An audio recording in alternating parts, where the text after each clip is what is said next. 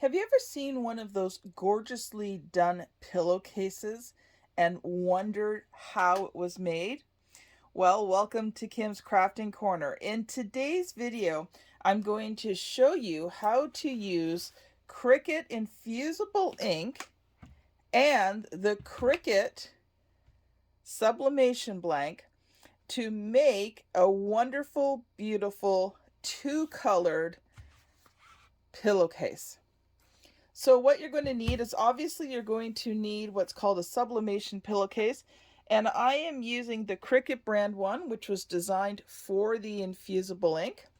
You're going to need infusible ink transfer sheets for this one, though you can use pens. I'm not as versed in that one, but I love working with these infusible ink transfer sheets.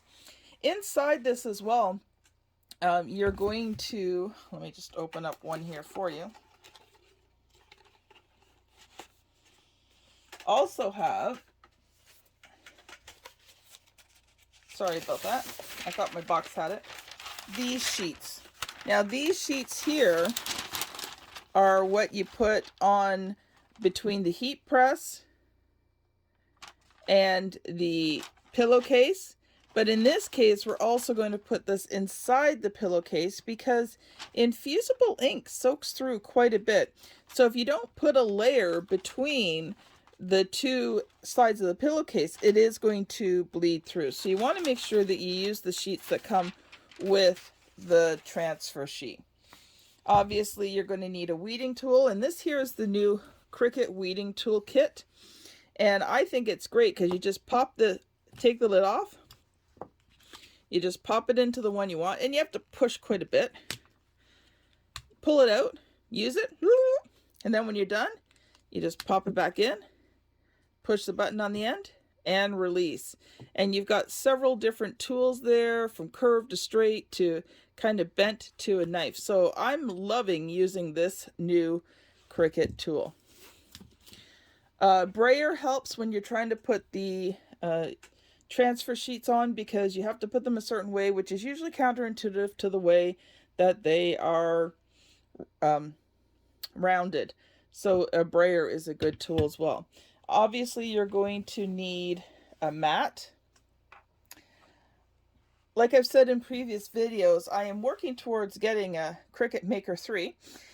So I don't know at this point whether you have to use the mat with the Cricut Makers, with the 3s, so the Explorer 3 and the Cricut Maker 3, but definitely with the other machines you're going to need a mat. And that's about it. There's not really a lot required to make this project. So let's go on over to Cricut Design Space, and I will show you how to upload and, well, not upload, add to Canvas and manipulate the design so that it's the size that you want and that the colors and that it cuts out nicely. So we'll see you over in Design Space.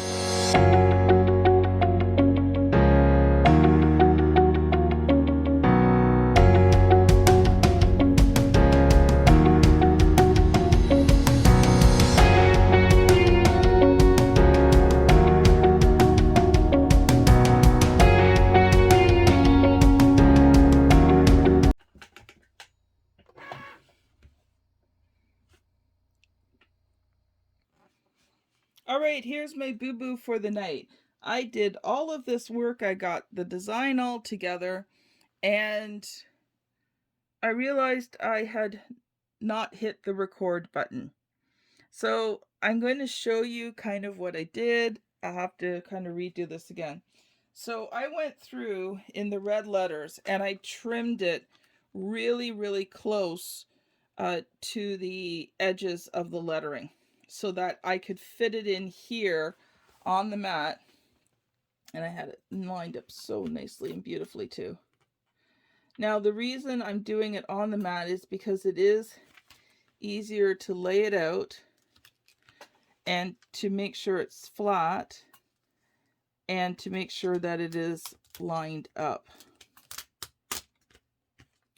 Now, unfortunately, I did rip this as I was trying to pull it off. So, okay, so let's take a look there.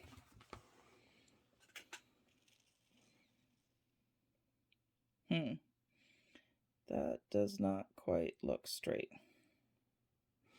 Let's try this again carefully. Like I said, I had it down so beautifully, and I am challenged when it comes to laying things down and lining things up. So I tried to do things, and I'm not even sure if you got the fact that I put just the slightest little pencil dot there just to mark the center, so that when you go to put it on the pillow, you've got a reference point. So let's see if I can do this again.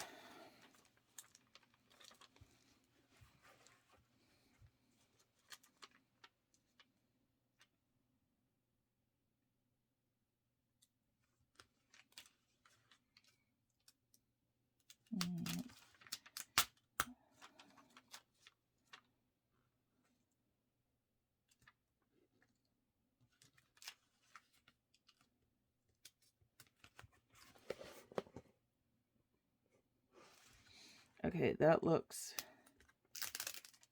pretty good. Let's just get it properly lined up here so it's not.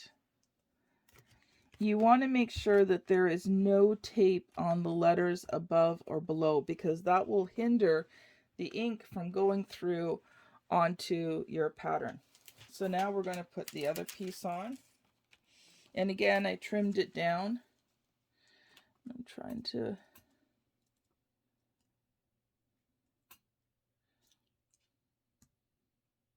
That's the other thing too, is that you've got the... In this case, on the red one, it's got lines, so which helps a little bit.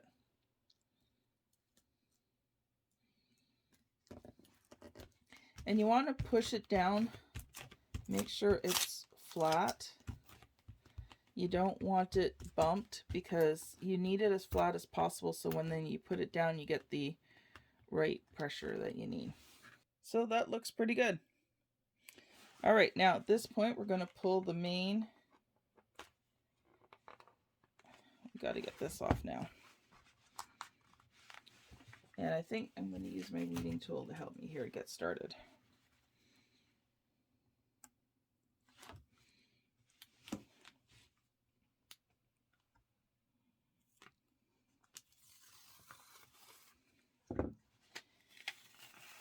Now, normally I would pull the mat away. Let's see if I can do it that way without anything falling off. All right, it's working. Now I'm actually going to grab my scraper tool, because it's just really handy for keeping things down as you kind of go through this process of peeling back the... Now the other thing is that, you know, the sticky side is out, so... Oh.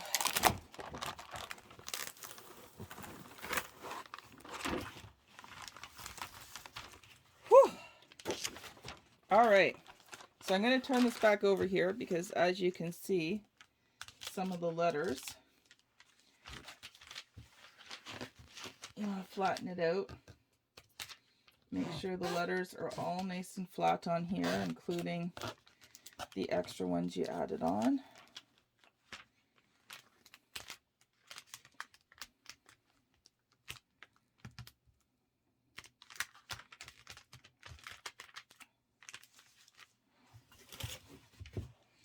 Let me straighten out the tablecloth here.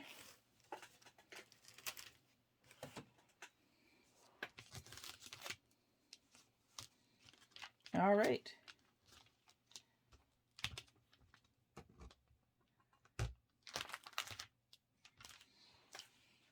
So I'm going to put this on pause for a moment, get everything cleaned up, get my heat press on, and I'll be back in a second to give you some more instructions.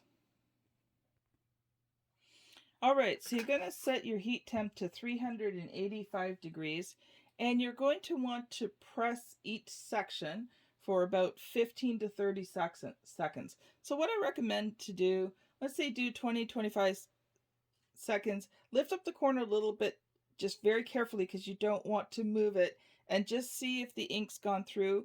If it has, you're done. If not, put it down for a little bit more and make sure that each section is done.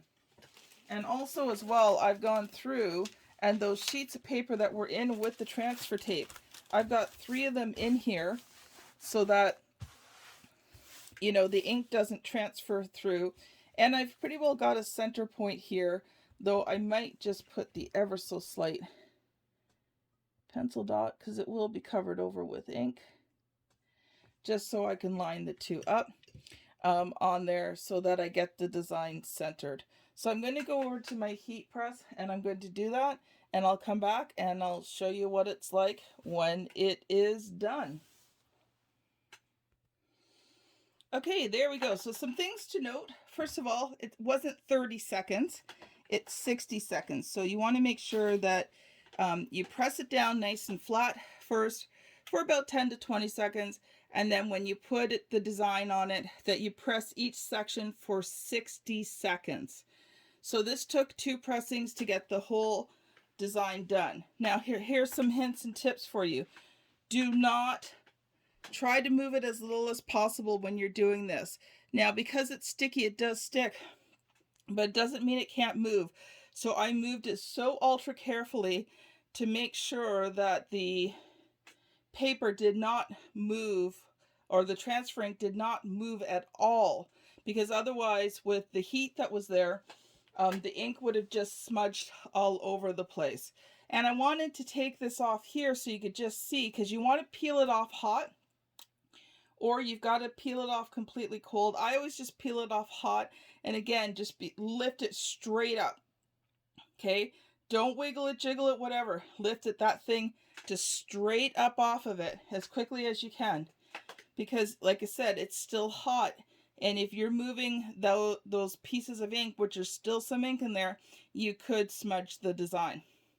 So I'm just going to put the pillow in while we're finishing up here. I hope that you've enjoyed this project. Now this is a 16-inch pillow that I'm putting in, because that's what I have here at home. And let's see how it looks. And also I got to take the transfer paper out. Now the nice thing about this transfer paper is it is reusable. You can use it more than once. And I usually use them until they start to get dirty, or sometimes they can get kind of oily or greasy. I'm not sure why, but they can. So when that happens, then I tend to stop using them. So while I'm doing this, I just want you to remind you of my Kim's Crafting Corner membership. It's a free membership where you can get designs for your Cricut machine, tutorial videos, resources, all sorts of great things to help you with your Cricut crafting. And the link to that is in the show notes. So what do you think?